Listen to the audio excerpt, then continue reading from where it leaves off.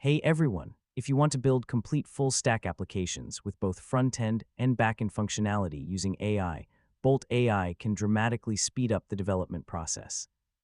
In this video, I'll show you how to create full-stack apps with Bolt AI from start to finish in 2026. First, visit the Bolt AI website and sign in to your account. If you're new to the platform, create an account and access the dashboard. Once you're logged in, create a new project and decide what type of application you want to build.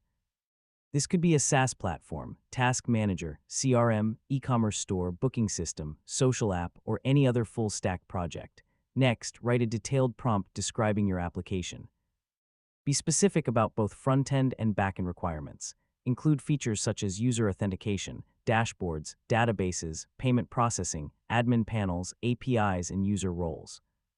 Once the project is ready, review the generated front-end first. Check the pages, layouts, navigation menus, forms, and user experience to ensure they match your expectations.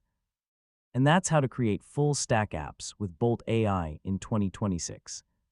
With AI-powered development tools, you can build complex applications much faster while maintaining control over the final product.